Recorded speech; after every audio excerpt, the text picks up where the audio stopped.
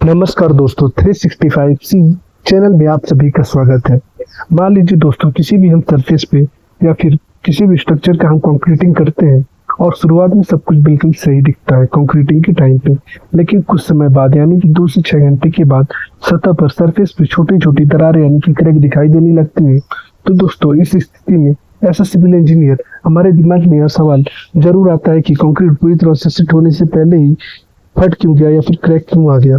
दोस्तों, technical term में concrete के सरफेस पे आए इस क्रैक को हम प्लास्टिक श्रिंकेज क्रैक्स कहते हैं। तो आज के हम अपने इस वीडियो में बात करेंगे प्लास्टिक श्रिंकेज क्रैक क्या होता है, प्लास्टिक श्रिंकेज क्रैक कंक्रीट में क्यों आते हैं, प्लास्टिक श्रिंकेज क्रैक के नुकसान क्या होते हैं, प्लास्टिक श्रिंकेज क्रैक के बचाव के क्या उपाय और प्लास्टिक श्रिंकेज क्रैक का हम मरम्मत या रिपेयर कैसे कर सकते हैं।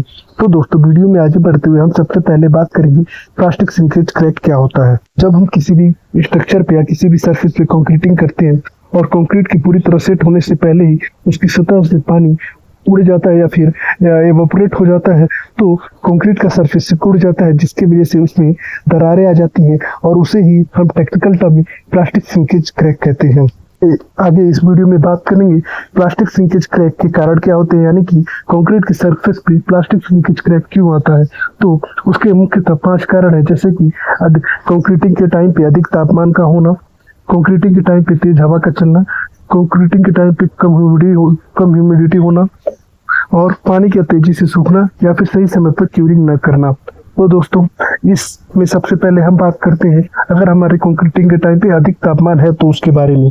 दोस्तों, जब हम किसी भी सतह पर कंक्रीटिंग करते हैं दिन के टाइम पे, तो उस टाइम पे टेम्परेचर बहुत ज़्यादा होता है। तो टेम्परेचर ज़्यादा होने के कारण कंक्रीट के सरफेस पे से पानी जो होता है वो सूख जाता है, तेजी से सूख जाता है, जिसके कारण ही कंक्रीट में दरारें आने लगती हैं, यानी कि क्रैक आने लगता है, जिसे हम टेक्निकल टर्म में प्लास्टिक श्रिंकेज क्रैक कहते हैं। अगर हमारा विंड और लो ह्यूमिडिटी है, जैसे कि तेज हवा और कम नमी कंक्रीट की सतह से पानी तेजी से निकाल देता है, जिसमें कंक्रीट या फिर वाले सतह पर कंक्रीट वाले सतह पर श्रिंकेज बढ़ जाता है और कंक्रीट में प्लास्टिक श्रिंकेज क्रैक आ जाता है।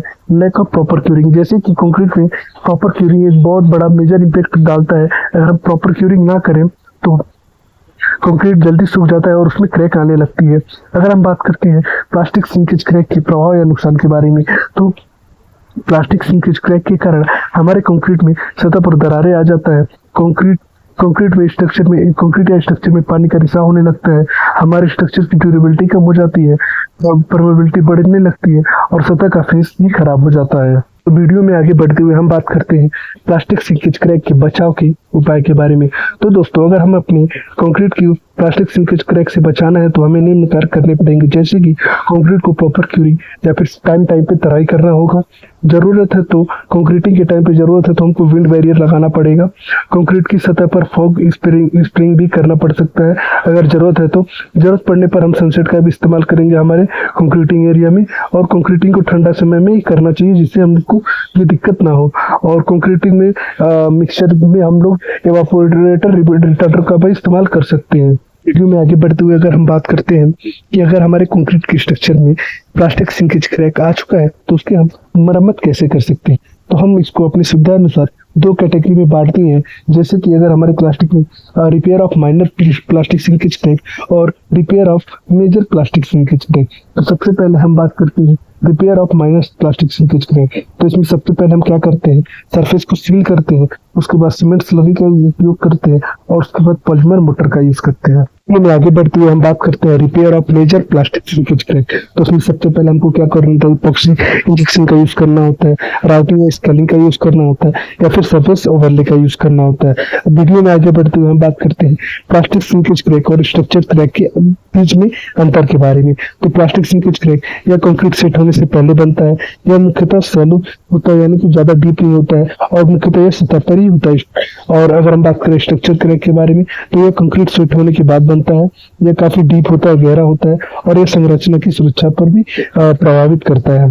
तो दोस्तों, आज आगे से आप जब भी कंक्रीटिंग करें तो निम्न बातों का जरूर ध्यान रखें, जैसे कि फ्रेश कंक्रीट को धूप से बचाएं, कंक्रीट की सतह को अच्छे से तराई करें, कंक्रीट की सतह से पानी को तेजी से सूखने ना दें।